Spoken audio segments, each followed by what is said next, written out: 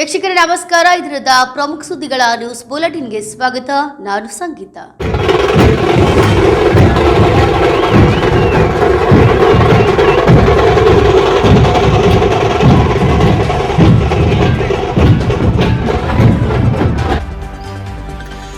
ಗಜೇಂದ್ರಗಢದ SSK ಸಮಾಜದ ವತಿಯಿಂದ ಸಹಸ್ರಾರ್ಜುನ ಜಯಂತಿಯನ್ನು ಆಚರಿಸಲಾಯಿತು. ಈ ಸಂದರ್ಭದಲ್ಲಿ ಎಸ್ಎಸ್ಕೆ ಸಮಾಜದ ಎಲ್ಲ ಗಣ್ಯರು ಹಾಗೂ ಯುವಕರು, ಎಲ್ಲ ಮಹಿಳೆಯರು ಗಜೇಂದ್ರಗಢ ನಗರದ ಪ್ರಮುಖ ಬೀದಿಗಳಲ್ಲಿ ಸಹಸ್ರಾರ್ಜುನ ಭಾವಚಿತ್ರ ಮೆರವಣಿಗೆ ಮಾಡಲಾಯಿತು. Bureau report NKST4 news Gajendragad.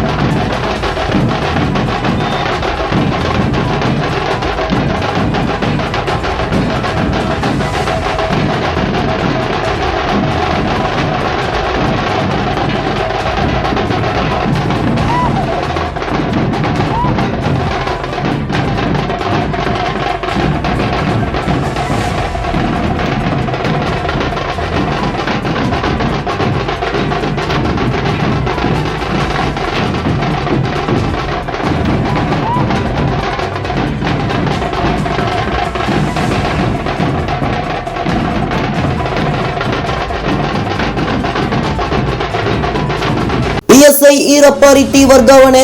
Gadag ಜಿಲ್ಲೆಯ ಲಕ್ಷ್ಮೇಶ್ವರ ಪಟ್ಟಣದ ಪೊಲೀಸ್ ಠಾಣೆಯಲ್ಲಿ PSI ಹುದ್ದೆಯಲ್ಲಿ ಕರ್ತವ್ಯ ನಿರ್ವಹಿಸುತ್ತಿದ್ದ PSI ಈರಪ್ಪ ರಿಟ್ಟಿ ಅವರನ್ನು ತಾತ್ಕಾಲಿಕವಾಗಿ ಗದಗ SP ಆಫೀಸ್ಗೆ ವರ್ಗಾವಣೆ ಮಾಡಲಾಗಿದೆ. ಲಕ್ಷ್ಮೇಶ್ವರ ಪೊಲೀಸ್ ಠಾಣಾ ವ್ಯಾಪ್ತಿಯಲ್ಲಿ ಯಾವುದೇ ಅಹಿತಕರ ಘಟನೆಗಳು ನಡೆಯದಂತೆ ಪ್ರಾಮಾಣಿಕವಾಗಿ ಕಾನೂನು ರೀತಿಯಲ್ಲಿ ಕರ್ತವ್ಯ ನಿರ್ವಹಿಸುತ್ತಿದ್ದ PSI ಈರಪ್ಪ ರಿಟ್ಟಿಯವರು ಕಳೆದ ದಸರಾ ಹಬ್ಬದಲ್ಲಿ ಗೋಸಾವಿ ಸಮಾಜದವರು ನಡೆಸಿದ ದೇವಿ ಮೆರವಣಿಗೆ ಸಂದರ್ಭದಲ್ಲಿ ನಡೆದ ಘಟನೆಯನ್ನು ಮುಂದೆ ಇಟ್ಟುಕೊಂಡು ಕಳೆದ 8-10 ದಿನಗಳಿಂದ ಗೋಸಾವಿ ಸಮಾಜದವರು ಹಾಗೂ ಶ್ರೀರಾಮ ಸೇನೆ ವತಿಯಿಂದ PSI ಈರಪ್ಪ ರಿಟ್ಟಿಯವರನ್ನು ಅಮಾನತುಗೊಳಿಸಬೇಕೆಂದು ಧರಣಿ ಸತ್ಯಾಗ್ರಹ ಕೈಗೊಂಡಿದ್ದರು. ಇದರಿಂದ ಯಾವುದೇ ಗದ್ದಲ ಸೃಷ್ಟಿಯಾಗಬಾರದು ಎಂಬ ಹಿತದೃಷ್ಟಿಯಿಂದ ಪೊಲೀಸ್ ಇಲಾಖೆ PSI ಈರಪ್ಪ ರಿಟ್ಟಿಯವರನ್ನು ತಾತ್ಕಾಲಿಕವಾಗಿ ಗದಗ ಜಿಲ್ಲಾ SP ಆಫೀಸ್ಗೆ ವರ್ಗಾವಣೆ ಮಾಡಿ ಜಿಲ್ಲಾ ಪೊಲೀಸ್ ವರಿಷ್ಠಾಧಿಕಾರಿ SP ನೇಮೇಗೌಡರು ಆದೇಶ ಮಾಡಿದ್ದಾರೆ. Veeranna Hadapad, NKST4 news, Lakshmeshwar. ಕಲಬುರಗಿ ನಗರದ ವಾರ್ಡ್ ನಂಬರ್ 55ರಲ್ಲಿ ಬರುವ ಸಾಯಿ ಮಂದಿರದಿಂದ ಉದನೂರ ಗ್ರಾಮಕ್ಕೆ ಹೋಗುವ 60 ಅಡಿ ರಸ್ತೆಯಲ್ಲಿ 30 ಅಡಿ ರಸ್ತೆಯನ್ನು ಅತಿಕ್ರಮಣ ಮಾಡಿ ಮನೆ ಹಾಗೂ ವಾಣಿಜ್ಯ ಮಳಿಗೆಗಳನ್ನು ನಿರ್ಮಿಸಲಾಗಿದೆ. ಈಗ ಈ ರಸ್ತೆ ಕೆಲವು ಕಡೆ 25 ರಿಂದ 20, 15 ಅಡಿಗಳಷ್ಟು ಉಳಿದುಕೊಂಡಿದೆ. ಇದರಿಂದಾಗಿ ಸಾರ್ವಜನಿಕರಿಗೆ ವಾಹನಗಳು ಓಡಾಟಕ್ಕೆ ತುಂಬಾ ತೊಂದರೆ ಉಂಟಾಗಿದೆ. ಈ ರಸ್ತೆಯು ದಿನನಿತ್ಯವೂ ಸಾವಿರಾರು ಜನರು ಓಡಾಡುವ ಅತ್ಯಗತ್ಯ ಮುಖ್ಯ ರಸ್ತೆಯಾಗಿದೆ. ಸಾಯಿ ಮಂದಿರ, ಆನಂದೇಶ್ವರ, ರೆಡ್ಡಿ ಲೇಔಟ್, ರಾಜ್ ಮಹಲ್ ಲೇಔಟ್, ಸಂಗಮೇಶ್ವರ ಬಡಾವಣೆ, ರಾಘವೇಂದ್ರ, ಬಿಎಲ್ ನಗರ, ನೇತಾಜಿ ನಗರ, ಗಿರಿ ಬಡಾವಣೆ, ತಿಮ್ಮಾಪುರಿ, ಬಸವತೀರ್ಥ ಬಡಾವಣೆ, ಕುಕ್ಕುಂದ, ಶಿವಶಕ್ತಿ ಇನ್ನೂ ಹಲವಾರು ಬಡಾವಣೆಗೆ ಇದು ಮುಖ್ಯ ರಸ್ತೆಯಾಗಿದೆ. ಇಲ್ಲಿ ಹಲವಾರು ಶಿಕ್ಷಣ ಸಂಸ್ಥೆಗಳು, ದೊಡ್ಡ ಆಸ್ಪತ್ರೆಗಳು ನಿರ್ಮಾಣಗೊಂಡಿರುವುದರಿಂದ ದಿನನಿತ್ಯದಲ್ಲಿ ಶಾಲಾ ಮಕ್ಕಳಿಗೆ, ಪರ ಊರಿನಿಂದ ಬರುವ ರೋಗಿಗಳಿಗೆ ಸಹ ತುಂಬಾ ತೊಂದರೆಯಾಗುತ್ತಿದೆ. ಪ್ರತಿದಿನ ನಾಗರಿಕರು ಇಷ್ಟೆಲ್ಲ ನರಕಯಾತನೆ ಅನುಭವಿಸುತ್ತಿದ್ದರೂ ಅಧಿಕಾರಿಗಳು, ಜನಪ್ರತಿನಿಧಿಗಳು ನಿರ್ಲಕ್ಷ್ಯ ಧೋರಣೆಯನ್ನು ತಾಳಿದ್ದಾರೆ. ಇನ್ನು ಲ್ಯಾಂಡ್ ಆರ್ಮಿ ಇಲಾಖೆಯಿಂದ ಸಿಸಿ ರಸ್ತೆ ಕಾಮಗಾರಿ ಕೈಗೆತ್ತಿಕೊಂಡಿರುವುದಕ್ಕೆ ಸ್ಥಳೀಯರ ವಿರೋಧವಿದೆ ಎಂದರು. Mallikarjuna Sangolagi, NKS TV4 news, Kalaburagi. ಈ ದಿವಸ ಸಾಯಿ ಮಂದಿರ ರಸ್ತೆ ಅಭಿವೃದ್ಧಿ ಹೋರಾಟ ಸಮಿತಿಯಿಂದ ನಾವು ಪತ್ರಿಕಾಗೋಷ್ಠಿಯನ್ನು ನಡೆಸಿದ್ದೀವಿ. ಉದ್ದೇಶ ಇಷ್ಟೇ, ಇವತ್ತು ಸಾಯಿ ಮಂದಿರದಿಂದ ಉದ್ನೂರಿಗೆ ಹೋಗುವಂಥ ರಸ್ತೆ ಮ್ಯಾಪ್ನಲ್ಲಿ 50 ಫೀಟ್ ಇದೆ. ಆದರೆ ಕೆಲವರು ಅತಿಕ್ರಮಣ ಮಾಡಿ ಈಗಾಗಲೇ ಆ ರೋಡನ್ನು ಕೇವಲ 15 ಫೀಟು 20 ಫೀಟ್ವರೆಗೆ ಉಳಿಸಿದ್ದಾರೆ. ಲ್ಯಾಂಡ್ ಆರ್ಮಿಯವರು ಆ ಒಂದು ರಸ್ತೆಯನ್ನು ಅಭಿವೃದ್ಧಿ ಮಾಡಲಿಕ್ಕೆ ಕಾಮಗಾರಿನ ಶುರು ಮಾಡಿದ್ದಾರೆ, CC ರೋಡ್ ಮಾಡಲಿಕ್ಕೆ. ಆದರೆ ನಾವು ಬೇಡಿಕೆ ಇಟ್ಕೊಂಡು ಹೋರಾಟ ಮಾಡ್ತಾಯಿದ್ದೀವಿ ಸುಮಾರು 8-10 ಬಡಾವಣೆಗಳಿಂದ. ಯಾಕಂದರೆ ಸುಮಾರು ಸಾವಿರಾರು ಜನ ದಿನಾಲೂ ಆ ರಸ್ತೆ ಮುಖ್ಯ ರಸ್ತೆಯಾಗಿ ಅಲ್ಲಿಂದ ಓಡಾಡ್ತಾ ಇದ್ದಾರೆ.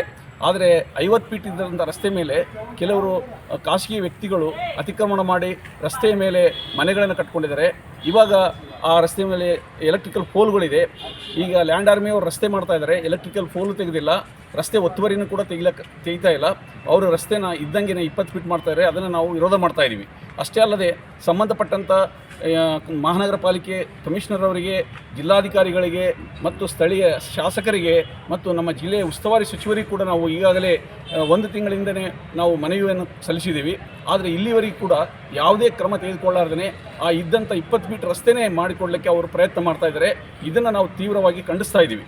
ಇವತ್ತು ಮಹಾನಗರ ಪಾಲಿಕೆ ಸಂಬಂಧಪಟ್ಟಂಥ ಈ ಒಂದು ರಸ್ತೆ ಏನಿದೆ, ಸಾರ್ವಜನಿಕರಿಗೆ ಉಪಯೋಗ ಆಗುವಂಥ ರಸ್ತೆ, ಆ ರಸ್ತೆ ಮೇಲೆ ಒತ್ತುವರಿ ಮಾಡಿರೋದನ್ನು ನಾವು ಸಂಬಂಧಪಟ್ಟ ಅಧಿಕಾರಿಗಳ ಗಮನಕ್ಕೆ ತಂದರೂ ಕೂಡ ಅವರು ಅದನ್ನು ತೆರವುಗೊಳಿಸಲಿಕ್ಕೆ ಪ್ರಯತ್ನ ಮಾಡ್ತಾ ಇಲ್ಲ. ಬದಲಿಗೆ ಎಷ್ಟು ಜಾಗ ಉಳಿದಿದೆ ಈಗ ರಸ್ತೆ ಮೇಲೆ, ಅಷ್ಟೇ ಜಾಗವನ್ನು CC ರೋಡ್ ಮಾಡಲಿಕ್ಕೆ ಎಲ್ಲ ಪ್ರಯತ್ನಗಳು ನಡೆದಿದೆ. ಅದನ್ನು ನಾವು ತೀವ್ರವಾಗಿ ವಿರೋಧಿಸ್ತಾ ಇದ್ದೀವಿ. 50 ಫೀಟ್ ರೋಡ್ ಮಾಡಿಕೊಡ್ಬೇಕು, ನಮಗೆ ತೆರವುಗೊಳಿಸಬೇಕು, ರಸ್ತೆ ಅಕ್ರಮ ಮಾಡಿದೆ ಅಂತ ಹೇಳ್ಬಿಟ್ಟು ಹೋರಾಟವನ್ನು ಮಾಡಿಸ್ತಾ ಇದ್ದೀವಿ. ಇವಾಗ ಒಂದು ವೇಳೆ ಅಧಿಕಾರಿಗಳು 1 ವಾರದಲ್ಲಿ ಕ್ರಮ ತೆಗೆದುಕೊಳ್ಳದೇ ಇದ್ದರೆ ನಾವು ಮುಂದೆ ಒಂದು ಉಗ್ರ ಹೋರಾಟ, ರಸ್ತೆ ತಡೆ ಆಗಲಿ, ಧರಣಿ ಆಗಲಿ, ಮತ್ತು ಇಡೀ ಏರಿಯಾದ ಬಡಾವಣೆ ನಾಗರಿಕರು ರಾಮ ಮಂದಿರ ಮುಖ್ಯ ರಸ್ತೆಯನ್ನು ಬಂದ್ ಮಾಡಿ ಹೋರಾಟವನ್ನು ನಾವು ತೀವ್ರಗೊಳಿಸಲಿಕ್ಕೆ ಪ್ರಯತ್ನ ಮಾಡ್ತಾ ಇದ್ದೀವಿ. ತಮ್ಮ ಹೆಸರು? ಬಿ ಭಗವಾನ್ ರೆಡ್ಡಿ, ಸಾಯಿ ಮಂದಿರ ರಸ್ತೆ ಅಭಿವೃದ್ಧಿ ಹೋರಾಟ ಸಮಿತಿಯ ಸಂಚಾಲಕರು. ಸುಮಾರು 1 ತಿಂಗಳಿಂದ ಏನದಲ್ಲ ಇದು ಹೋರಾಟ, ರಸ್ತೆ ಹೋರಾಟ ನಡೆದಿದೆ. ರಾತ್ರಿನೇ ಅಲ್ಲಿ ರೋಡ್ ಮಾಡ್ತೀವಿ ಅಂತ ಹೇಳಿಸಿಂದ ಕಡಿಗಳು ಎಲ್ಲ ರೋಡ್ ಸಾಮಾನುಗಳೆಲ್ಲ ತಂದು ಹಾಕಿದ್ರು. ಹಾಕಿದ ತಕ್ಷಣ ಅದು ಮುಂಚೆ ನಾವು ನೋಡಿದಾಗ 50 ಫೀಟ್ ಇದೆ. ಆದ್ರೆ ಕೇವಲ ಈಗ 20ಕ್ಕೆ 18 ಫೀಟ್, ಒಂದು ಕಡೆ 18, ಒಂದು ಕಡೆ 17, ಒಂದು ಕಡೆ 20 ಈ ರೀತಿ ರೋಡ್ ಮಾಡ್ತಾ ಇದ್ದಾರೆ ಸರ್. ಯಾವ ಜಾಗದಲ್ಲೂ 50 ಫೀಟ್ ಇಲ್ಲ, ಎಲ್ಲಿನೂ ಇಲ್ಲ.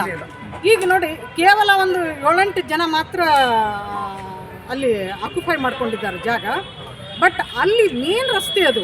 ಆದ್ರೆ ಅಲ್ಲಿ ಹೋಗುವಂಥವ್ರು ಯಾರಂದ್ರೆ ಒಂದು 10-12 ಏರಿಯಾ ಸುತ್ತಮುತ್ತ ಏರಿಯಾದವ್ರು ಹೋಗ್ತಾರೆ. ಅದು ಕುಸ್ನೂರು ಮೇನ್ ರೋಡ್ ಅದಲ್ಲಿ, ಉದ್ನೂರು.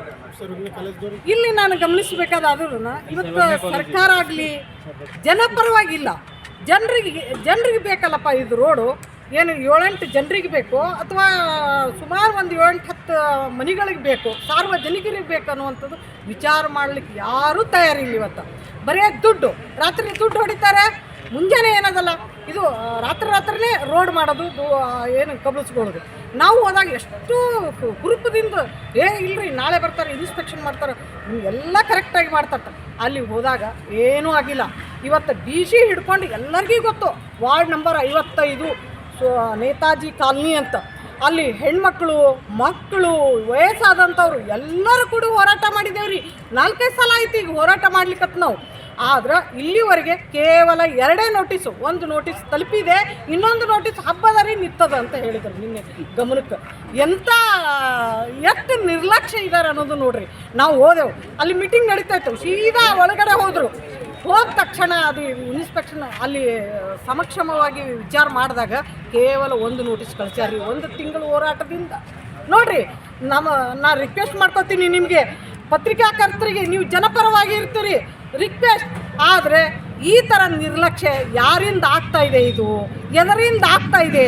ಅವರಿಗೆ ಕುಮ್ಮಕ್ಕೆ ಕೊಡತಕ್ಕಂಥವ್ರು ಯಾರು, ಅವ್ರ ಹಿನ್ನೆಲೆ ಯಾರು ಈ ಥರ ಇದ್ದಾರೆ ಅನ್ನೋದನ್ನು ಪಬ್ಲಿಕ್ ಏನೂ ವಿಚಾರ ಮಾಡ್ತಾ ಇಲ್ಲ. ಜನ ಸಾಯಲಿ, ಜನ ಎಕ್ಸ್ಟೆಂಟ್ ಆಗಲಿ. ನೋಡ್ರಿ, ಅಲ್ಲಿ ದಿನ 3-4 ಜನ ಪೊಲೀಸರು ಬರ್ತಾರೆ. ಆ ಪೊಲೀಸರು ಯಾಕೆ ನಿಂದಿರ್ತಾರಂದ್ರೆ ಎಷ್ಟು ಜನ ಸತ್ರು, ಎಷ್ಟು ಜನ ಎಕ್ಸ್ಟೆಂಟ್ ಆದರು, ಅಲ್ಲಿ ರೋಡ್ ಅದ ಇಲ್ಲೋ, ಅಲ್ಲಿ ಏನು ಪರಿಸ್ಥಿತಿ ಅದ, ಅವರು ಅದು ವಿಚಾರ ಮಾಡ್ತಾ ಇಲ್ಲ.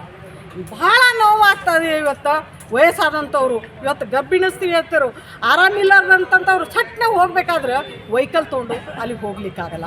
ಅದು ಮೇನ್ ರೋಡ್ ಇದೆ, ಮತ್ತು ಸಾಯಿ ಮಂದಿರ. ಮತ್ತು ರೀ ಇನ್ನೊಂದು ನಿಮ್ಮನ್ನ ಗಮನಿಸ್ತೀನಿ, ಅಲ್ಲಿ ಅರ್ಬಿ ಅಂಗಡಿ, ಏನೋ ಬಂಗಾರ ಅಂಗಡಿ ಹಿಡ್ಕೊಂಡು ಎಲ್ಲ ಅಂಗಡಿಗಳು ರೆಡಿ ಅದಾವ್ರಿ, ಮಾರ್ಟ್ ಆಗಿದಾವೆ. ನೋಡ್ರಿ, ಗ್ರೋಸರಿ ಅಂಗಡಿ ಇದು ಇಲ್ಲ ಅನ್ನಂಗಿಲ್ಲ. ನೋಡ್ರಿ, ಅದು ಕೇವಲ 20 ಫೀಟ್ ರೋಡ್ನಲ್ಲಿ ಇದು ಗಮನಿಸಬೇಕು. ಮತ್ತು ನಿಮ್ಮಲ್ಲಿ ನಾ ಗಮನ, ಮತ್ತು ಸಾಯಿ ಮಂದಿರ ಏರಿಯಾಕ್ಕೆ ಬರ್ತಾ ಇದ್ದಾರೆ ಎಷ್ಟೋ ಜನ ನೋಡ್ಲಿಕ್ಕೆ. ಆ ಕಡೆ ಸಾಯಿ ಮಂದಿರಿಗೆ ಬರ್ತಾ ಇದ್ದಾರೆ. ಮತ್ತು 2 ಅಲ್ಲಿ ಕಲ್ಯಾಣ ಮಂಟಪ ಇದಾವೆ, ಅಲ್ಲಿ ಬರ್ತಾ ಎಷ್ಟೋ ಮ್ಯಾರೇಜ್ಗಳಾಗ್ತಾವೆ, ಟ್ಯಾಕ್ಟ್ರ್ ಹೋಗ್ತಾವೆ, ಎಷ್ಟು ಜನ ಎಲ್ಲ ಬರ್ತಾ ಇದ್ದಾರೆ. ಆದ್ರೆ ಹಾಸ್ಪಿಟ್ಲ್ ಇದ್ದಾವೆ ಇಂಪಾರ್ಟೆಂಟ್ಸು. ಇಷ್ಟೆಲ್ಲ ಗಮನಕ್ಕಿದ್ರೂ ಕೂಡ ಎಂಥ ನಿರ್ಲಕ್ಷ್ಯ ಅಂತಂದ್ರೆ ಅಯ್ಯಯ್ಯೋ ಹೇಳಬಾರ್ದು. ಇವತ್ತು ಅಲ್ಟಿಮೇಟ ನಾವು ತಿಳ್ಕೊಂಡದ್ದು ಏನದ, ಹೋರಾಟ ಒಂದೇ ದಾರಿ. ಪ್ರತಿ ಏರಿಯಾದಲ್ಲಿ ನಾನು ರಿಕ್ವೆಸ್ಟ್ ಮಾಡ್ಕೊಳ್ತೀನಿ, ಇಲ್ಲದ ಹೋರಾಟ, ಈ ಹೋರಾಟ ಇರಲಿಲ್ಲ ಸಾಧ್ಯ ಇಲ್ಲ. ಇವತ್ತು ನಾನು DC ಅವ್ರಿಗೂ ಐ ರಿಕ್ವೆಸ್ಟ್, ಮತ್ತು ಸಂಬಂಧಪಟ್ಟ ಎಲ್ಲ ಅಧಿಕಾರಿಗಳು ಪ್ಲೀಸ್ ಗಮನಿಸ್ರಿ, ಇಲ್ಲಾಂದ್ರೆ ಜನ ಒಂದು ದಿವಸ ಹತ್ತಿ ಉರಿತದ. ಗುಲ್ಬರ್ಗ ಇರ್ತದೋ ಇಲ್ಲ ಅನ್ನೋದು ಗೊತ್ತಿಲ್ಲ, ಆ ರೀತಿ ಮಟ್ಟಕ್ಕೆ ಬಂದದ ಅನ್ನುವಂಥದ್ದು ಈ ಕರೆ ಕೊಡ್ತಾ ಇದ್ದೀನಿ. ನಾನು ಹೆಣ್ಮಕ್ಳು ವತಿಯಿಂದ ಕರೆ ಕೊಡ್ತೇನೆ, ಇಡೀ ಏರಿಯಾ ವತಿಯಿಂದ ಕೊಡ್ತೇನೆ, 10 ಏರಿಯಾಗಳಿಂದ ಇವತ್ತಿನ ಕರೆ ಕೊಡ್ತಾ ಇದ್ದೀನಿ. ನಮ್ಮ ಹೆಸರು ಲಲಿತಾ ರೆಡ್ಡಿ ಮೇಡಮ್ ಅಂತ ಹೇಳಿ, ನಾನು ಅಲ್ಲಿ ಫುಲ್ ಇದು ಏರಿಯಾದ ಪ್ರತಿನಿಧಿಯಾಗಿ ಮಾತಾಡ್ತಾ ಇದ್ದೀನಿ. ಸಮಾಧಿಯಿಂದ ಎದ್ದು ಬಂದ ಯೋಗ ಶಿಕ್ಷಕಿಯನ್ನು ಅಪಹರಿಸಿ ಜೀವಂತ ಸಮಾಧಿ ಮಾಡಿದ್ದ ದುಷ್ಕರ್ಮಿಗಳು. 4 ಜನ ನಟೋರಿಯಸ್ ಕಿಡ್ನಾಪರ್ಸ್ಗಳ ಬಂಧನ. ಹೌದು, ಬೆಂಗಳೂರಿನ KR ಪುರಂನ ಅಪಾರ್ಟ್ಮೆಂಟ್ ಒಂದರಲ್ಲಿ ಯೋಗ ಶಿಕ್ಷಕಿ ಸಾರ್ವಜನಿಕರಿಗೆ ಯೋಗ ತರಗತಿ ನಡೆಸುತ್ತಿದ್ದಳು. ಯೋಗ ತರಗತಿಗೆ ಬರುತ್ತಿದ್ದ ಮಾಜಿ ಸೈನಿಕ ಸತೀಶ್ ರೆಡ್ಡಿ ಎನ್ನುವಾತ ಶಿಕ್ಷಕಿಯನ್ನು ಪುಸಲಾಯಿಸಿ ಗನ್ ಟ್ರೈನಿಂಗ್ಗೆ ಬರುವಂತೆ ಒಪ್ಪಿಸಿದ್ದಾನೆ. ಇನ್ನು ಅಕ್ಟೋಬರ್ 23ರಂದು ಗನ್ ಟ್ರೈನಿಂಗ್ ಹೇಳಿಕೊಡುವ ನೆಪದಲ್ಲಿ KR ಪುರಂ BDS ಮ್ಯಾಕ್ಸ್ ಸನ್ವರ್ತ್ ಅಪಾರ್ಟ್ಮೆಂಟ್ಗೆ ಬಂದಿದ್ದಾನೆ. ಯಾಕೋ ಅನುಮಾನಗೊಂಡ ಶಿಕ್ಷಕಿ ಸತೀಶ್ ರೆಡ್ಡಿ ಜೊತೆ ಹೋಗದ ಕಾರಣ ಆಕೆಯನ್ನು ಬಲವಂತವಾಗಿ ಕಾರಿನಲ್ಲಿ ಹತ್ತಿಸಿಕೊಂಡು ಬೆಂಗಳೂರಿನ ಬಾಗಲೂರು ಬಳಿ ಲೇಔಟ್ ಒಂದರಲ್ಲಿ ಅತ್ಯಾಚಾರಕ್ಕೆ ಯತ್ನಿಸಿ ಚಿತ್ರಹಿಂಸೆ ನೀಡಿದ್ದಾನೆ. ಆಗಲೂ ಶಿಕ್ಷಕಿ ಒಪ್ಪದ ಕಾರಣ ಆಕೆಯನ್ನು ಅರಬೆತ್ತಲೆಗೊಳಿಸಿ ಚಿಕ್ಕಬಳ್ಳಾಪುರ ಜಿಲ್ಲೆಯ ಶಿಡ್ಲಘಟ್ಟ ತಾಲೂಕಿನ ದಿಬ್ಬೂರಹಳ್ಳಿ ಬಳಿ ನಿರ್ಜನ ಪ್ರದೇಶವೊಂದರಲ್ಲಿ ಕತ್ತು ಹಿಸುಕಿ ಜೀವಂತ ಸಮಾಧಿ ಮಾಡಿದ್ದರು. ಆದರೆ ಪವಾಡದ ರೀತಿ ಬದುಕಿ ಬಂದಿದ್ದಾಳೆ. ಇದರಿಂದ ಚಿಕ್ಕಬಳ್ಳಾಪುರ SP ಕುಶಾಲ್ ಚೌಕ್ಸೆ ಸುದ್ದಿಗೋಷ್ಠಿ ನಡೆಸಿ ವಿವರ ನೀಡಿದ್ರು. ಇನ್ನು ಅಕ್ಟೋಬರ್ 24ರಂದು ರಾತ್ರಿ ಇಡೀ ಸಮಾಧಿ ಹಾಗೂ ನಿರ್ಜನ ಪ್ರದೇಶದಲ್ಲಿದ್ದ ಮಹಿಳೆ 4 ಕಿಲೋಮೀಟರ್ ನಡೆದುಕೊಂಡೇ ದನಮಿಟ್ಟೆನಹಳ್ಳಿ ಎನ್ನುವ ಗ್ರಾಮದ ಬಳಿ ಸಾರ್ವಜನಿಕರ ಸಹಾಯದಿಂದ ದಿಬ್ಬೂರಹಳ್ಳಿ ಪೊಲೀಸ್ ಠಾಣೆಯಲ್ಲಿ ದೂರು ದಾಖಲಿಸಿದ್ದಳು. ತನಿಖೆ ನಡೆಸಿದ ಪೊಲೀಸರು ಸತೀಶ್ ರೆಡ್ಡಿ ಸೇರಿದಂತೆ ಆತನ 3 ಆರೋಪಿಗಳನ್ನು ಬಂಧಿಸಿ ವಿಚಾರಣೆ ನಡೆಸಿದ್ದು, ಶಿಕ್ಷಕಿ ಗಂಡನನ್ನು ತೊರೆದು ಗಂಡನ ಸ್ನೇಹಿತ ಸಂತೋಷ್ ಕುಮಾರ್ ಎನ್ನುವವರ ಜೊತೆ ಸಲುಗೆಯಿಂದ ಇದ್ದಾಳಂತೆ. ಇದರಿಂದ ಸಂತೋಷ್ ಕುಮಾರ್ ಪತ್ನಿ ಬಿಂದು ಶಿಕ್ಷಕಿಯ ಕತೆ ಮುಗಿಸಲು ಸುಪಾರಿ ನೀಡಿದ್ದಾಗಿ ಆರೋಪಿಗಳು ಬಾಯ್ಬಿಟ್ಟಿದ್ದಾರೆ. ಇದರಿಂದ ಪೊಲೀಸರು 4 ಜನ ಆರೋಪಿಗಳನ್ನು ಬಂಧಿಸಿ ವಿಚಾರಣೆ ನಡೆಸಿದ್ದು, ಶುಕ್ರವಾರ ಸ್ಥಳ ಮಹಜರು ಮಾಡಿದ್ದಾಗಿ ವಿಚಾರಣೆ ಪ್ರಗತಿಯಲ್ಲಿ ಇರುವುದಾಗಿ SP ತಿಳಿಸಿದ್ರು. ಸಂತೋಷ್ ಕುಮಾರ್ರಿಂದ ಯೋಗ ಶಿಕ್ಷಕಿಯನ್ನು ದೂರ ಮಾಡಲು ಆಕೆಯನ್ನು ಕಿಡ್ನಾಪ್ ಮಾಡಿ ಅತ್ಯಾಚಾರಕ್ಕೆ ಯತ್ನಿಸಿ ನಂತರ ಆಕೆ ಸತ್ತು ಹೋಗಿದ್ದಾಳೆಂದು ಭಾವಿಸಿ ಜೀವಂತ ಸಮಾಧಿ ಮಾಡಿದ್ದಾರೆ. ಆದರೆ ಯೋಗ ಹಾಗೂ ಪ್ರಾಣಾಯಾಮದಿಂದ ಯೋಗ ಶಿಕ್ಷಕಿ ಬದುಕಿ ಬಂದಿದ್ದು ಕೊಲೆ ಯತ್ನ ನಡೆಸಿದ ಆರೋಪಿಗಳು ಪೊಲೀಸರ ಅತಿಥಿಗಳಾಗಿದ್ದಾರೆ. ಚಿಕ್ಕಬಳ್ಳಾಪುರ ಎಸ್ಪಿ ಕಚೇರಿಯಲ್ಲಿ ನಡೆದ ಸುದ್ದಿಗೋಷ್ಠಿಯಲ್ಲಿ ಎಎಸ್ಪಿ ಆರ್ಐ ಕಾಸಿಂ, ಚಿಂತಾಮಣಿ ಉಪವಿಭಾಗದ ಡಿವೈಎಸ್ಪಿ ಮುರಳೀಧರ್, ಶಿಡ್ಲಘಟ್ಟ ವೃತ್ತ ನಿರೀಕ್ಷಕ ಶ್ರೀನಿವಾಸ್ ಸೇರಿದಂತೆ ಕಾರ್ಯಾಚರಣೆಯಲ್ಲಿ ಭಾಗಿಯಾಗಿದ್ದ ಪೊಲೀಸ್ ಅಧಿಕಾರಿಗಳು ಹಾಗೂ ಸಿಬ್ಬಂದಿಗಳು ಹಾಜರಿದ್ದರು. Vedamurthy, NKST4 news, Bengaluru.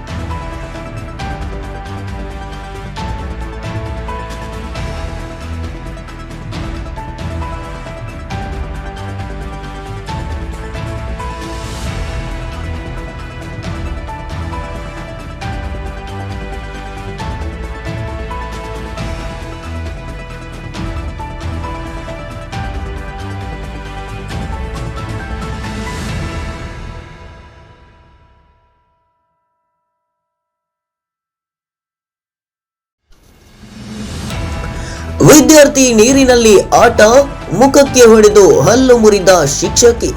ಮುಖಕ್ಕೆ ಸ್ಟಿಕ್ನಲ್ಲಿ ಹೊಡೆದು ಹಿಂಸೆ ನೀಡಿರೋ ಆರೋಪ. ಹೌದು, ಖಾಸಗಿ ಶಾಲೆಯ ಶಿಕ್ಷಕಿ ವಿರುದ್ಧ ಪೊಲೀಸ್ ಠಾಣೆಯ ಮೆಟ್ಟಿಲೇರಿದ ಪೋಷಕರು ಜಯನಗರದ ಹೋಲಿ ಕ್ರಿಸ್ಟ್ ಸ್ಕೂಲ್ ಟೀಚರ್ ವಿರುದ್ಧ ದೂರು ನೀಡಲು ಮುಂದಾಗಿದ್ದಾರೆ. ಹೋಲಿ ಕ್ರಿಸ್ಟ್ ಸ್ಕೂಲ್ನಲ್ಲಿ 6ನೇ ತರಗತಿಯಲ್ಲಿ ಕಲಿಯುತ್ತಿರುವ ಅಶ್ವಿನಿ ಎಂಬ ಬಾಲಕ ಅಜ್ಮತ್ ಎಂಬ ಹಿಂದಿ ಟೀಚರ್ ಮುಖಕ್ಕೆ ಹೊಡೆದಿದ್ದಾರೆ ಎಂದು ಆರೋಪಿಸಿದ್ದಾನೆ. ನಿನ್ನೆ ಮಧ್ಯಾಹ್ನ ಊಟದ ಸಮಯದಲ್ಲಿ ನೀರಿನಲ್ಲಿ ಆಟವಾಡುತ್ತಿದ್ದರು ಎಂಬ ಕಾರಣಕ್ಕೆ ಹೊಡೆದಿದ್ದ ಹಿಂದಿ ಟೀಚರ್ ಅಜ್ಮತ್ ಸಂಜಯ್ ಗಾಂಧಿ ಹಾಸ್ಪಿಟಲ್ನಲ್ಲಿ ಬಾಲಕನಿಗೆ ಚಿಕಿತ್ಸೆ ಕೊಡಿಸಲಾಗಿದೆ. ಈ ಹಿಂದೆಯೂ ಇದೇ ಬಾಲಕನ ತಂಗಿಗೆ ಹೊಡೆದು ಕೈ ಊದಿಕೊಂಡಿತ್ತು. ಆಗ ಕ್ಷಮಾಪಣಾ ಪತ್ರ ಬರೆದು ಕೊಟ್ಟಿದ್ದ ಶಾಲಾ ಆಡಳಿತ ಮಂಡಳಿ ಈಗ ಮತ್ತೆ ಹಿಂದಿ ಟೀಚರ್ ಅಜ್ಮತ್ನಿಂದ ಹಲ್ಲೆ ಆರೋಪ ಕೇಳಿ ಬಂದಿದೆ. ಶಾಲಾ ಆಡಳಿತ ಮಂಡಳಿಗೆ ಬುದ್ಧಿ ಕಲಿಸಲು ಮುಂದಾದ ಪೋಷಕರು ನನ್ನ ಮಗನಿಗಾದ ಸ್ಥಿತಿ ಯಾರಿಗೂ ಬಾರದಿರಲಿ ಅಂತ ದೂರು ದಾಖಲಿಸಿರುವ ತಂದೆ ಜಯನಗರ ಪೊಲೀಸ್ ಠಾಣೆಗೆ ದೂರು ನೀಡಿದ್ದಾರೆ. Vedamurthy, NKST4 news, Bengaluru. ನಾಪತ್ತೆಯಾದ ಗಂಡ ಹೋಟೆಲ್ನಲ್ಲಿ ಕೆಲಸ, ಮಾಲೀಕರೇ ಏನೋ ಮಾಡಿದ್ದಾರೆ, ಪತ್ನಿಯಾಳಲು. ಹೋಟೆಲ್ನಲ್ಲಿ ಕೆಲಸ ಮಾಡುತ್ತಿದ್ದ ವ್ಯಕ್ತಿ ನಾಪತ್ತೆಯಾಗಿ 20 ದಿನಗಳು ಕಳೆದಿದೆ. ಪತ್ನಿಗೆ ಸಮರ್ಪಕವಾಗಿ ಸ್ಪಂದಿಸಿದ ಹೋಟೆಲ್ ಮಾಲೀಕ ಅನುಮಾನಾಸ್ಪದವಾಗಿ ವರ್ತಿಸಿದ್ದಾನೆ. ಮಾಲೀಕರೇ ಏನೋ ಮಾಡವ್ರೆ ಅಂತ ಕಣ್ಣೀರು ಹಾಕುತ್ತಿರುವ ಪತ್ನಿ ಆತಂಕಕ್ಕೆ ಸಿಲುಕಿದ್ದಾಳೆ. ಹುಲ್ಲಹಳ್ಳಿ ಪೊಲೀಸ್ ಠಾಣೆಯಲ್ಲಿ ಮಿಸ್ಸಿಂಗ್ ದೂರು ನೀಡಿ ಗಂಡನ ಬರುವಿಕೆಗಾಗಿ ಕಾಯುತ್ತಿದ್ದಾರೆ. ಹುಲ್ಲಹಳ್ಳಿ ಗ್ರಾಮದ ನಾಯಕ ಬೇಟಿ ನಿವಾಸಿ ಸುರೇಶ್ ನಾಪತ್ತೆಯಾಗಿದ್ದರು. ಹುಲ್ಲಹಳ್ಳಿ ಗ್ರಾಮದ ಮದೀನಾ ಮಿಲ್ಟ್ರಿ ಹೋಟೆಲ್ನಲ್ಲಿ ಕೆಲಸ ಮಾಡುತ್ತಿದ್ದ ಸುರೇಶ್ ಅಕ್ಟೋಬರ್ 20ರಂದು ನಾಪತ್ತೆಯಾಗಿದ್ದಾನೆ. ಪತ್ನಿ ಚಿಕ್ಕಲಕ್ಕಮ್ಮ ಗಂಡನ ಪತ್ತೆಗಾಗಿ ಹುಡುಕಾಡಿ ಹೈರಾಣಾಗಿದ್ದಾರೆ. ಹೋಟೆಲ್ ಮಾಲೀಕರು ಸೂಕ್ತವಾಗಿ ಸ್ಪಂದಿಸದ ಕಾರಣ ಚಿಕ್ಕಲಕ್ಕಮ್ಮ ಅನುಮಾನ ವ್ಯಕ್ತಪಡಿಸಿದ್ದಾರೆ. ಈ ಬಗ್ಗೆ ಹುಲ್ಲಹಳ್ಳಿ ಠಾಣೆ ಪೊಲೀಸರು ಗಂಭೀರವಾಗಿ ಪರಿಗಣಿಸದೆ ಕುಡುಕ ಗಂಡನ ಸಂಬಳ ಪ್ರತಿದಿನ ಪತ್ನಿಯೇ ಪಡೆಯುತ್ತಿದ್ದರು. ಮಹದೇಶ್ವರ ಬೆಟ್ಟಕ್ಕೆ ತೆರಳಿದ ಚಿಕ್ಕಲಕ್ಕಮ್ಮ ವಾಪಸ್ ಬಂದು ಸಂಬಳ ಪಡೆದಿದ್ದಾರೆ. ಆಗ ಗೊತ್ತಾಗಿದೆ ಪತಿ ಕೆಲಸಕ್ಕೆ ಬಂದಿಲ್ಲವೆಂದು. ಈ ಬಗ್ಗೆ ಚಿಕ್ಕಲಕ್ಕಮ್ಮ ವಿಚಾರಿಸಿದಾಗ ಮಾಲೀಕ ಉಡಾಫೆ ಉತ್ತರ ಕೊಟ್ಟಿದ್ದಾರೆ. ಬೇಕಿದ್ರೆ ನನ್ನ ಮೇಲೆ ಕಂಪ್ಲೇಂಟ್ ಕೊಡು ಹೋಗು ಎಂದು ಆವಾಜ್ ಹಾಕಿ ಕಳಿಸಿದ್ದಾರೆ. 2 ಮಕ್ಕಳನ್ನ ಬಿಟ್ಟು ಒಂದು ದಿನವೂ ಇರದ ಗಂಡ 20 ದಿನವಾದರೂ ಹಿಂದಿರುಗಿ ಬಾರದಿರುವುದು ಶಂಕೆಗೆ ಕಾರಣವಾಗಿದೆ. ಮಾಲೀಕ ಏನೋ ಮಾಡವನೇ ಅದಕ್ಕೆ ಕಾಣಿಸ್ತಿಲ್ಲ ಅಂತ ಚಿಕ್ಕಲಕ್ಕಮ್ಮ ಅಳಲು ತೋಡಿಕೊಂಡಿದ್ದಾಳೆ. ಚಿಕ್ಕಲಕ್ಕಮ್ಮನ ನೆರವಿಗೆ ಹುಲ್ಲಹಳ್ಳಿ ಠಾಣೆ ಪೊಲೀಸರು ಬರಬೇಕಿದೆ. Jaishankar, NKST4 news, Nanjangud. ಚಿಕ್ಕಲಮ್ಮ ಏನಾಗಿದೆ ಅಮ್ಮ? ಸರ್, ನಮ್ಮ ಮಕ್ಕಳು ಇಲ್ಲಿಂದ ಊರಿಂದ 16ನೇ ತಾರೀಕಲ್ಲಿ ಗ್ರಾಮದವ್ರೊಂದಿಗೆ ನಡ್ಕೊಂಡು ಹೊಂಟಾಗಿದ್ದವು ಮಕ್ಕಳು. ಎಲ್ಲಿಗೆ? ಮಾದಪ್ಪನ ಬೆಟ್ಟಗ. ನಮ್ಮ ಮನೆಯವರು ಅಲ್ಲಿ ಸಾಬ್ರ ಹೋಟ್ಲಲ್ಲಿ ಕೆಲಸ ಮಾಡ್ತಾ ಇದ್ವಿ. ಬಂದು 10 ವರ್ಷ ತಿಂದ್ವಿ. ನಾವು ಈ ಊರಿಗೆ ಬಂದು 10 ವರ್ಷ ನಾವು ಕೆಲಸ ಇಲ್ಲಿ ಇಟ್ಕೊಂಡು 1 ವರ್ಷದ ಮಗುನಿಂದಿವಿ ಎಲ್ಲೂ ಹೊರಗಡೆ ಎಲ್ಲೂ ಕೆಲ್ಸಕ್ಕೆ ಹೋಗಿಲ್ಲ ಅವರು. ಅವ್ರ ಹೋಟೆಲ್ ಕೆಲಸ ಮಾಡ್ತಿದ್ರು. ಮಾಮೂಲಿ ದುಡ್ಡು ಅಮೌಂಟ್ ಎಲ್ಲ ನಾನೇ ಹೋಗಿ ಮಕ್ಕಳು ನಾವು ಹೋಗಿ ಇಸ್ಕೊತೀವಿ ದುಡ್ಡು ಮಂದ. ಅವಾಗ ಏನಾಗೋಯ್ತು, ಅವತ್ತು ಬೆಟ್ಟಕ್ಕೆ ಮಕ್ಕಳೆಲ್ಲ ಹೊಂಟೋಗಿದ್ವಲ್ಲ, ನೀನು ಹೋಗಿ ಮಕ್ಳು ಕರ್ಕೊಬೋಗು ಜಪ್ಪನ ಹೋಗಿ ಕರ್ಕೊಬ ಅಂದ್ಬಿಟ್ಟು 500 ರೂಪಾಯಿ ಕೊಟ್ಟು 8:30 ಬಸ್ಸು ಭಾನುವಾರ 20ನೇ ತಾರೀಕಲ್ಲಿ ಬಸ್ ಹತ್ತಿಸ್ತು. ಜಪ್ಪನಾಗ ಹೋಗಿ ಐಕು ಕರ್ಕೊಬ ಅಂದರು. ಆಯ್ತು ಅಂದ್ಕೊಂಡು ನಾನು ಓದಿ. ಭಾನುವಾರ ಸಾಯಂಕಾಲ 11 ಗಂಟೆಗೆ ಫೋನ್ ಮಾಡಿದ್ರು ಇವರು. ಯಾರು? ಓನರು, ಹೋಟ್ಲವರು ಫೋನ್ ಮಾಡಿ ದುಡ್ಡು ಕೊಡೋದೇ ಬೇಡವಾ ಅನ್ಕೊಂಡು ಅಂದರು. ಕೊಡಬೇಡಿ ಅಣ್ಣ ಕುಡ್ಕೋತಾರ, ನಾನು ಬಂದಾಗ ನನ್ನ ಕೈಲೇ ಕೊಡೋರಿ, ಕೊಡಬೇಡಿ ಅಂತ ನಾನು ಅಂದೆ. ಮನೇಲಿ ನಾನು ಹೋಗೋ ದಿನ ಟೀ ಊಟ ಎಲ್ಲ ಮನೇಲಿ ಅಡುಗೆ ಮಾಡಿಟ್ಟು ಹೋಗಿದ್ವಿ, ಅವ್ರು ಏನೂ ಮುಟ್ಟಿಲ್ಲ. ಆಮೇಲೆ ತಾಯಿ ಮನೆಗೋಗಿ ಅಕ್ಕಿ ತಗೊಬರಕ್ಕನಾಗುತ್ತೆ, ನಾನು ಹೋಗಲ್ಲ, ಮಾದಪ್ಪನ ಬೆಳ್ದಿನಿ, ಬಂದಮೇಲೆ ನಾನು ಪ್ರಸಾದ ತಗೊಯ್ತೀನಿ, ನೀವು ಬರೋಗಂಟ್ರು ನಾನು ಹೋಗಲ್ಲ, ಇಲ್ಲೇ ಇರ್ತೀನಿ ಅಂದರು. ಕೆಲ್ಸಕ್ಕೆ ಹೋಗ್ಬಿಡಿ ಮನೇಲಿ ಇರಿ ಅಂತ ನಾನು ಅವ್ರಿಗೆ ಹೇಳ್ಬಿಟ್ಟು ಹೊಂಟದ್ವಿ. ಈ ಓನರ್ ಫೋನ್ ಮಾಡಿದ್ರು, ಯಾರು? ಅದೇ ಹೋಟ್ಲವರು. ಫೋನ್ ಮಾಡಾಗ ಆಯಿತು ಅಂದ್ಬಿಟ್ಟು ನಾನು ಸೋಮವಾರ ಇದ್ದು ಮಂಗಳವಾರ 4 ಗಂಟೆಗೆ ನನ್ನ ಮಕ್ಕಳು ಕರ್ಕೊಂಡು ಬೆಳದಿಂದ ಬಂದಾಗ ಅವರು ಎಲ್ಲಿ ಕೆಲ್ಸಕ್ಕೆ ಹೋಗೋರ ಫೋನ್ ಮಾಡಿದ್ರಲ್ಲ, ದುಡ್ಡು ಇಸ್ಕೊಬರ ಅಂತ, ಅಮೌಂಟ್ ಇಸ್ಕೊಬರ ಅಂತ. ನಾನು ಓದಿ ಹೋಟ್ಲಿಗೆ ಸರ್ ಹೋಗೋ ಗಂಟ ಮೊಕನು ಕಾಪ್ತಲ್ಲಿ ಹಿಂಗೆ ಟೇಬಲ್ ನೇಳ್ಕರ್ರ ಅಪ್ಪನ ಬಡ್ಕೊಂಡ್ರು, ಮೊಕನ ಹಿಂದಕ್ಕೆ ತಿರ್ಗಿಸ್ಕೊತಿ ಮಗ ಒಳಕ್ ಹೊಂಟೋದ್ರು. ಕೆಲ್ಸಗಾರೆಲ್ಲ ಒಳಕ್ ಮುಕ್ಕೊಂಡ್ರು. ಆಗ ಅಣ್ಣ ಅಂತ ನಾನಲ್ಲಿ, ಏನಮ್ಮ ಬೋಳಿ ಮಗ ಸೂಳ ಮಗ ಒಳ್ಳೆ ವ್ಯಾಪಾರದಲ್ಲಿ ಕೈ ಕೊಡ್ತಾನೆ, ಇದ್ರಿರ್ತಾನೆ, ಸಾತ್ರ ಸಾಯ್ತಾನೆ, ಇನ್ನೊಂದು ಮದುವೆ ಆಗುವಂತ ನನ್ನ ಪಾಪದಲ್ಲಿ ಬೋದ್ಬಿಟ್ರು ಅಣ್ಣ. ಬೋದ್ಬಿಟ್ಟು ಅದೇ ಕಣ ನಾನು ಹಿಂಗೆ ಅಂದರಿ ನೀವು ಅಂದ್ಬಿಟ್ಟು ನನ್ನ ಯಜಮಾನ್ರ ಫ್ರೆಂಡ್ಗಳನ್ನ ಕೇಳ್ದಿ, ಅಕ್ಕ ನೆನ್ನ ಇವತ್ತು ಕೆಲಸ ಬಂದಿಲ್ಲ, ಭಾನುವಾರ ಸನಾಟ ಕೆಲಸ ಮಾಡವ್ನ, ನೆನ್ನ ಇವತ್ತು ಬಂದಿಲ್ಲ ಕಣಕ್ಕ ಅಂತ ಅಂದ್ರು. ನನ್ಗೆ ಹಂಗಾಯ್ತು, ನಮ್ಮ ತಾಯಿ ಮನ್ಗೆ ಹೋಗಾರ, ಅವ್ರ ತಾಯಿ ಮನ್ಗೇನೋ ಹೋಗಾರ ಅಂತ ನಾ ತಿಳ್ಕೊಂಡು ಹೋಗಿ ಸರ್ಗುರ್ಗೆಲ್ಲ ಹೋಗಿ ನೋಡಿ ಎಲ್ಲದಕ್ಕೂ ನೋಡ್ಬಿಟ್ಟು ಬಂದು ಪುನಃ ವಾಪಸ್ಸು ಹೋಟ್ಲಿಗೆ ಹೋಗಿ ಮಗಳು ಕರ್ಕೊಂಡು.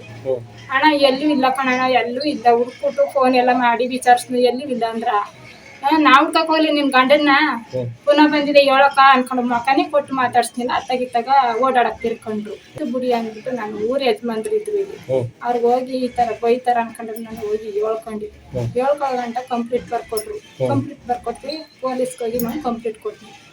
ಅನುಮಾನ ಅಂದ್ರೆ ಸರ್ ಇವ್ರು ಏನೋ ಪಾಪದಲ್ಲಿ ಏನೋ ಇವಾಗ ಭಾನುವಾರ ಸನಾಟ ಕೆಲಸ ಮಾಡವ್ರ, ಅದನ್ನ ಎಲ್ಲೇ ಕೊಡಿ ಅಂತ ಇವ್ರು ವಿಚಾರಿಸಿರ್ಬೋದು. ದುಡ್ಡು ಏನ ಅದ್ ನಮ್ಮ ಹೆಂಗಸ್ರು ಇಲ್ವಲ್ಲ, ಕೊಡಿ ನಾನು ಕೆಲಸ ಮಾಡಿದ ದುಡ್ಡು ಅಂತ ಎಲ್ಲೇ ಇವರು ಹೋಗಿ ಕೇಳವ್ರ. ಕೇಳಿತು ಎಲ್ಲೇ ಮಾತು ನಡೆದವ. ಮಾತು ನಡೆದು ಎಲ್ಲೇ ಕ್ಯಾನ್ಗೆ ಹೊಡೆದ್ಬಿಟ್ಟವ್ರ ಸರ್.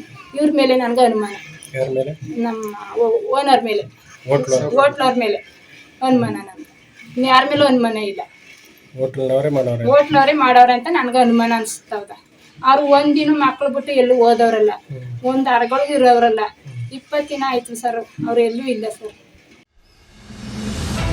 ಕಲಬುರಗಿ ನಗರದ ಕಾಜಾ ಬಂದೆ ನವಾಜ ದರ್ಗಾದ ಬಳಿ ಇರೋ ಮನೆಯೊಂದಕ್ಕೆ ಆಕಸ್ಮಿಕ ಬೆಂಕಿ ತಗುಲಿ ಗೃಹೋಪಯೋಗಿ ವಸ್ತುಗಳು ಸೇರಿದಂತೆ 6 ಲಕ್ಷ ರು ವಸ್ತುಗಳು ಸುಟ್ಟು ಭಸ್ಮವಾದ ಘಟನೆ ನಡೆದಿದ್ದು, ಈ ಬಗ್ಗೆ ನವೆಂಬರ್ 8ರಂದು ರಾತ್ರಿ 8:30ಕ್ಕೆ ಮಾಹಿತಿ ಲಭ್ಯವಾಗಿದೆ.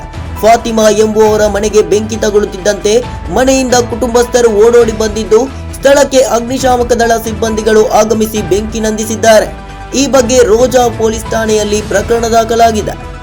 Mallikarjuna Sangolagi, NKST4 news, Kalaburagi.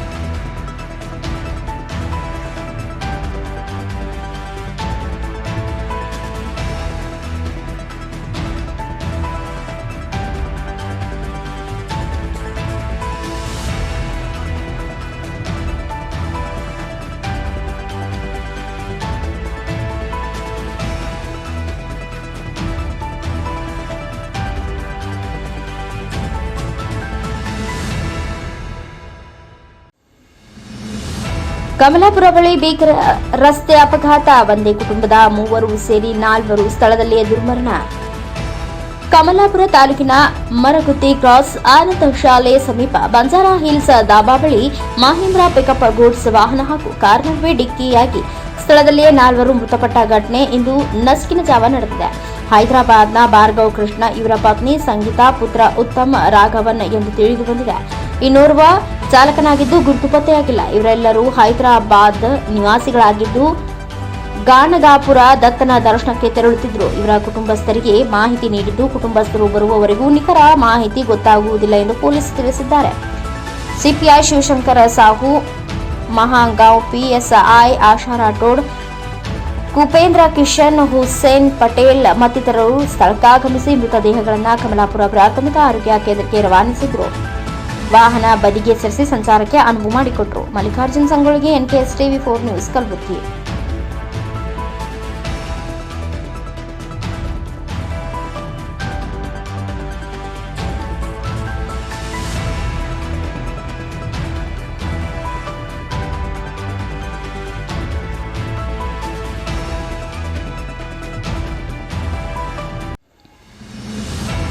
Tractor ಅಪಘಾತದಲ್ಲಿ ಚಾಲಕ ಸಾವು, ಇನ್ನೊಬ್ಬನ ಸ್ಥಿತಿ ಗಂಭೀರ.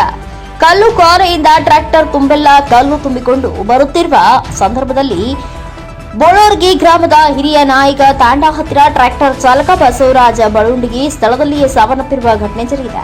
ಬಳುರ್ಗಿ ಗ್ರಾಮಕ್ಕೆ ಅಂಟಿಕೊಂಡಿರುವ ಕೇವಲ 1 ಕಿಲೋಮೀಟರ್ ಆಸುಪಾಸಿನಲ್ಲಿರುವ ಕಲ್ಲು ಕ್ವಾರೆಯಿಂದ ಪ್ರತಿನಿತ್ಯ ಮನೆ ಕಟ್ಟಲು ನಗರವಾಸಿಗಳಿಗೆ ಕಲ್ಲು ಪೂರೈಕೆ ಮಾಡುತ್ತಿರುವ ಪುಂಡಲೀಕ ಬಳುಂಡಗಿ ಅವರ ಟ್ರ್ಯಾಕ್ಟರ್ನಲ್ಲಿ ಕಲ್ಲು ತುಂಬಿಕೊಂಡು ಹತ್ತಿರದ ನಗರಕ್ಕೆ ಸಾಗುವ ಸಂದರ್ಭದಲ್ಲಿ ಟ್ರ್ಯಾಕ್ಟರ್ ಚಾಲಕನಾಗಿ ಅವರ ಮಗ ಬಸವರಾಜ್ ಬಳುಂಡಗಿ ಇದ್ದದನ್ನು ತಿಳಿದು ಬಂದಿದ್ದು, ಟ್ರ್ಯಾಕ್ಟರ್ನಲ್ಲಿ ಕಲ್ಲು ಹೆಚ್ಚಿನ ಪ್ರಮಾಣದಲ್ಲಿ ತುಂಬಿದ್ದು ಎನ್ನಲಾಗಿದೆ. ನಡು ರಸ್ತೆಯಲ್ಲೇ ಟ್ರ್ಯಾಕ್ಟರ್ನ ಇಂಜಿನ್ ಡ್ರೈವರ್ ಮೇಲೆ ತಿರುಗಿ ಬಿದ್ದಿದ್ದು, ಚಾಲಕ ಸ್ಥಳದಲ್ಲೇ ಸಾವನ್ನಪ್ಪಿರುವ ಘಟನೆ ಜರುಗಿದೆ. ಟ್ರ್ಯಾಕ್ಟರ್ನಲ್ಲಿದ್ದ ಇನ್ನೋರ್ವನಿಗೆ ಗಂಭೀರ ಗಾಯಗಳಾಗಿದ್ದು ಆಸ್ಪತ್ರೆಗೆ ರವಾನಿಸಲಾಗಿದೆ.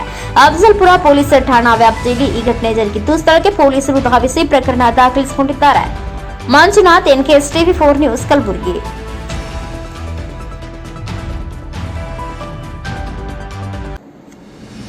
ಸುಮಾರು 40 ವರ್ಷದಿಂದ ವ್ಯವಸಾಯ ಮಾಡುತ್ತಿದ್ದ ಜಮೀನಿನಲ್ಲಿ ಖಾಸಗಿ ವ್ಯಕ್ತಿಗಳು ಬಂದು ರಾತ್ರೋರಾತ್ರಿ ನಮ್ಮ ಜಮೀನಿನಲ್ಲಿ ಅನಧಿಕೃತವಾಗಿ ರಸ್ತೆ ನಿರ್ಮಾಣ ಮಾಡಿದ್ದಾರೆ ಎನ್ನುವ ಆರೋಪ ಕೇಳಿಬಂದಿದೆ. ಈ ಘಟನೆ ಕೋಲಾರ ಜಿಲ್ಲೆಯ ಶ್ರೀನಿವಾಸಪುರ ತಾಲೂಕಿನ ಕಪ್ಪಲ್ಲಿ ಗ್ರಾಮದಲ್ಲಿ ನಡೆದದ್ದು. ಕಪ್ಪಲ್ಲಿ ಗ್ರಾಮದ ವೆಂಕಟರಾಮಪ್ಪ ಎಂಬುವವರಿಗೆ ಸೇರಿದ ಜಮೀನಿನಲ್ಲಿ ಎಚ್ಚನಹಳ್ಳಿ ಶಿವಣ್ಣ ಎಂಬುವವರಿಂದ ಕಿರುಕುಳ ಆರೋಪ ಕೇಳಿಬಂದಿದೆ. ಹೌದು, ಕಪ್ಪಲ್ಲಿ ಗ್ರಾಮದ ಸರ್ವೆ ನಂಬರ್ 82ರಲ್ಲಿ ನಮ್ಮ ಜಮೀನಿದ್ದು, ಪಕ್ಕದಲ್ಲಿ ಶಿವಣ್ಣ ಎಂಬುವವರು ನಮ್ಮ ಜಮೀನಿಗೆ ಪಕ್ಕ ಜಮೀನು ಖರೀದಿಸಿದ್ದು, ಆ ಜಮೀನಿಗೆ ಹೋಗಲು ಬೇರೆ ಕಡೆ ನಕಾಶೆಯಲ್ಲಿ ದಾರಿ ಇದ್ದರೂ ಸಹ ನಮ್ಮ ಜಮೀನಿನಲ್ಲಿ ರಸ್ತೆ ಮಾಡಲು ಬಂದಿದ್ದಾರೆ. ಹಾಗೂ ನಮ್ಮ ಜಮೀನು ನ್ಯಾಯಾಲಯದಲ್ಲಿ ಇದ್ದು ಸ್ಟೇ ಸಮೇತ ಬಂದಿರುತ್ತದೆ. ಆದರೂ ನಮ್ಮ ಜಮೀನಿನಲ್ಲಿ ರಸ್ತೆ ಬಿಡಬೇಕು ಎಂದು ಪೊಲೀಸರ ಮುಖಾಂತರ ನಮಗೆ ದೌರ್ಜನ್ಯ ನೀಡುತ್ತಿದ್ದಾರೆ. ನಮಗೆ ನ್ಯಾಯ ಕೊಡಬೇಕು ಎಂದು ಮಾಧ್ಯಮಗಳ ಮುಖಾಂತರ ಸಂಬಂಧಪಟ್ಟ ಅಧಿಕಾರಿಗಳನ್ನ ನ್ಯಾಯ ಕೊಡಿಸುವಂತೆ ಒತ್ತಾಯಿಸುತ್ತಿದ್ದಾರೆ. Venkat, NKS TV 4 news, Kolar. ಅಣ್ಣ ನೋಡಿ ಅಣ್ಣ, ಇದೆಲ್ಲ ನೈಟ್ ಎಲ್ಲ ಬಂದು ಎಲ್ಲ ಇದು ಮಾಡಿರೋದು. ನಮ್ಗೆ ಗೊತ್ತಿರೋದಾಗೆಲ್ಲ ಬಂದು JCB ಕರ್ಕೊಬಂದು ರೋಡ್ ಮಾಡಿಬಿಟ್ಟಿದ್ದಾರೆ. ಅವಾಗ ಬಂದು ಒಂದು ಜಗಳ ಮಾಡಿರೋದು. ಬಂದರೆ ಒಂದು 20 ಜನ 30 ಜನ ಬರ್ತಾರೆ, ಮೇಲೇ ಬರ್ತಾರೆ.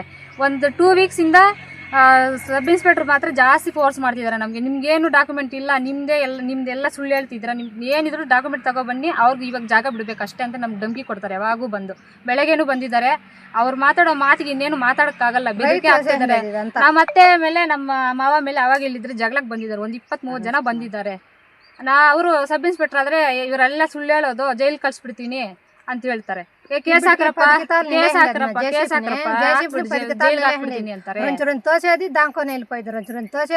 ಇದೆಲ್ಲ ನಮ್ಗೆ ಗೊತ್ತಿಲ್ಲದಿರೋ ಎಲ್ಲ ರೋಡ್ ಮಾಡ್ಬಿಟ್ಟಿರೋದು ಅವರೆಲ್ಲ ಬಂದು ನೈಟೇ ರೋಡ್ ಮಾಡಿರೋದು. ಆಮೇಲೆ ನಮ್ಗೆ ಗೊತ್ತಾಗಿ ಬೆಳಗ್ಗೆ ಅಲ್ಲೆಲ್ಲ ಬಂದ್ ಮಾಡಿಸಿದೀವಿ. ಇವಾಗ 10 ಸಲ ಮಾಡಿಸಿದೀವಿ. ಇದನ್ನ ಒಂದು ದಾರಿ ಇದೆ, ಗೌರ್ಮೆಂಟ್ ದಾರಿ ಇದೆ, ಅದ್ರ ಬಿಟ್ಟರೆ ಅವ್ರು ಇಲ್ಲಿ ಬೇಕಂತ, ಅವ್ರಿಗೆ ಹತ್ರ ಅಂತ ಇದು ಬೇಕಂತ ಕೇಳ್ತಿದ್ದಾರೆ. ಅಲ್ಲಮ್ಮ, ಎಷ್ಟು ವರ್ಷದಿಂದ ನೀವು ಇಲ್ಲಿ ವ್ಯವಸಾಯ ಮಾಡ್ತಿದ್ದೀರಮ್ಮ? ಸರ್ ಇದು ತುಂಬಾ ವರ್ಷದಿಂದ ಸರ್, ನಮ್ಮ ತಾತಂದ್ರ ಕಾಲದಿಂದಲೂ ಇಲ್ಲೇ ವ್ಯವಸಾಯ ನಿಮ್ಗೆ ಮಾಡ್ತೀವಿ ಯಾವ ರೀತಿ ಅಮ್ಮ ಬಂದಿರೋದು ಜಮೀನು? ಇದು ಗೌರ್ಮೆಂಟ್ನಿಂದ ಬಂದಿರೋದೇ ಮಾಡ್ಕೊಂಡಿರೋದೇ. ಸರ್ ಫಸ್ಟ್ ಇದೆಲ್ಲ ಟೋಟಲ್ ಬಂದು ಗೋಮಾಲ ಲೆಕ್ಕದಲ್ಲಿ ಇದೆ, ಊರವ್ರಿಗೆಲ್ಲ ಕಂದಾಯ ಲೆಕ್ಕದಲ್ಲಿ ಮಾಡಿಕೊಟ್ಟಿದ್ದಾರೆ. ಆಮೇಲೆ ಈಗ ಈಗ ಜಮೀನಿಗೆ ದಾರಿ ಬೇಕು ಅಂತ ಕೇಳ್ತಿದಾರಲ್ಲ, ಅವ್ರ ಜಮೀನಿಗೆ ದಾರಿ ಹೆಂಗಮ್ಮ ಇರೋದು? ಆ ಕಡೆ ಸರ್ ಗೌರ್ಮೆಂಟ್ ದಾರಿ ಇರೋದು, ನಮ್ಮ ಜಮೀನ್ ಬಿಟ್ಟು ಆ ಕಡೆ ಇರೋದು, ರೈಟ್ ಸೈಡ್ ದಾರಿ ಇದೆಯಮ್ಮ ಈಗ ಅದು? ಇದೆ ಸರ್. ಅದಕ್ಕೆ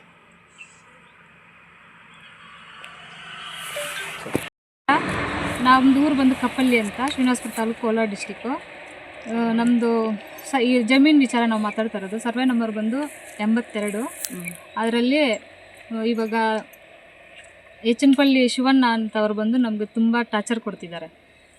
ಜಮೀನು ಬಂದು ನಮ್ಮ ಅಜ್ಜಿಯವ್ರ ಹೆಸರಲ್ಲಿರೋದು, ಹನುಮಕ್ಕ ಅನ್ನೋರ ಹೆಸರಲ್ಲಿರೋದು. ಅವ್ರಿಗೆ 5 ಜನ ಮಕ್ಕಳು. 5 ಜನ ಮಕ್ಕಳಲ್ಲಿ 2 ಗಂಡು ಮಕ್ಕಳು, 3 ಹೆಣ್ಮಕ್ಳು. ಅದರಲ್ಲಿ ಹೆಣ್ಮಕ್ಳು ಮಾಡಿಸ್ಕೊಂಡ್ಬಿಟ್ಟಿದ್ದಾರೆ. 3 ಎಕರೆ 18 ಗುಂಟೆನ ಹೆಣ್ಮಕ್ಳು ಮಾಡಿಸ್ಕೊಂಡಿದ್ದಾರೆ, ಗಂಡು ಮಕ್ಳು ಮಾಡಿಕೊಟ್ಟಿಲ್ಲ.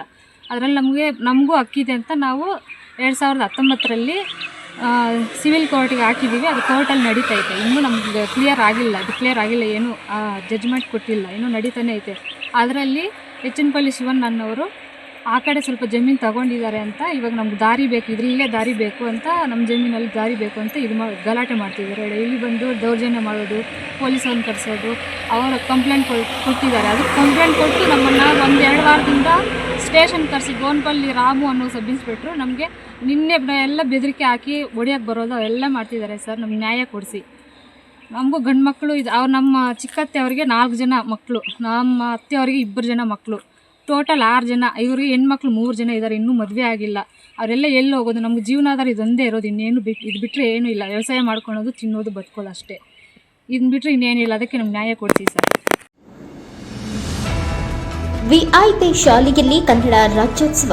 ಕೋಲಾರ ಜಿಲ್ಲೆಯ ಶ್ರೀನಿವಾಸಪುರ ತಾಲೂಕಿನ ರೋನೂರು ಕ್ರಾಸ್ನಲ್ಲಿರುವ ವಿಷನ್ ಇಂಡಿಯಾ ಪಬ್ಲಿಕ್ ಶಾಲೆಯಲ್ಲಿ 69ನೆಯ ಕನ್ನಡ ರಾಜ್ಯೋತ್ಸವ ಕಾರ್ಯಕ್ರಮ ಸಂಭ್ರಮ ಸಡಗರದಿಂದ ನಡೆಯಿತು. ಕಾರ್ಯಕ್ರಮದ ಅಧ್ಯಕ್ಷತೆಯನ್ನ ವಿಐಪಿ ಶಾಲೆಯ ಸಂಸ್ಥಾಪಕರಾದಂತಹ ವೇಣುಗೋಪಾಲ್ ವಹಿಸಿ ಮಾತನಾಡಿದ ಅವರು, ನಮ್ಮ ರಾಜ್ಯದ ಕೊಡುಗೆ ಅಂತಾರಾಷ್ಟ್ರೀಯ ಮಟ್ಟದಲ್ಲಿ ಗುರುತಿಸಿಕೊಂಡಿದೆ. ರಾಜ್ಯದಲ್ಲಿ ಸುಮಾರು ವೈದ್ಯರು, ಇಂಜಿನಿಯರ್ಗಳು, ವಿಜ್ಞಾನಿಗಳು ದೇಶಗಳಲ್ಲಿ ಅಂತಾರಾಷ್ಟ್ರೀಯ ಮಟ್ಟದಲ್ಲಿ ವಿಶ್ವದ ಮೂಲೆ ಮೂಲೆಗಳಲ್ಲಿ ಕೆಲಸ ಮಾಡುತ್ತಿದ್ದಾರೆ. ಕನ್ನಡಕ್ಕೆ, ನಮ್ಮ ರಾಜ್ಯದಲ್ಲಿ ಕನ್ನಡಕ್ಕೆ ಮಹತ್ವ ಕೊಡಬೇಕು. ಕನ್ನಡ ರಾಜ್ಯೋತ್ಸವ ಕೇವಲ ನವೆಂಬರ್ ತಿಂಗಳಿಗೆ ಸೀಮಿತವಾಗಬಾರದು. ನಮ್ಮ ಕನ್ನಡಕ್ಕೆ, ಹಿಂದಿ ಬಿಟ್ಟರೆ ಕನ್ನಡಕ್ಕೆ 8 ಜ್ಞಾನಪೀಠ ಪ್ರಶಸ್ತಿಗಳನ್ನು ಗಳಿಸಿಕೊಟ್ಟಿದ್ದಾರೆ ಎಂದರು. ಸಮಯದಲ್ಲಿ ವಿವಿಧ ರೀತಿಯ ಸಾಂಸ್ಕೃತಿಕ ಕಾರ್ಯಕ್ರಮಗಳು, ವೇಷಭೂಷಣಗಳು ಕಾರ್ಯಕ್ರಮಗಳು ನಡೆದವು. ಸ್ಪರ್ಧೆಯಲ್ಲಿ ಭಾಗವಹಿಸಿದ ವಿಜೇತ ವಿದ್ಯಾರ್ಥಿಗಳಿಗೆ ಬಹುಮಾನಗಳನ್ನು ವಿತರಿಸಲಾಯಿತು. ಈ ಸಮಯದಲ್ಲಿ ಕ್ಷೇತ್ರ ಶಿಕ್ಷಣಾಧಿಕಾರಿಗಳು ಮುನಿಲಕ್ಷಯ್ಯ, ಸರ್ಕಲ್ ಇನ್ಸ್ಪೆಕ್ಟರ್ ಗೌರವಣ್ಣ ಕೊಳ್ಳ, ರೋಣೂರು ಚಂದ್ರಶೇಖರ ಹಾಗೂ ಮುಂತಾದ ಗಣ್ಯ ವ್ಯಕ್ತಿಗಳು ಉಪಸ್ಥಿತರಿದ್ದರು. Venkat, NKS TV4 news, Kolar.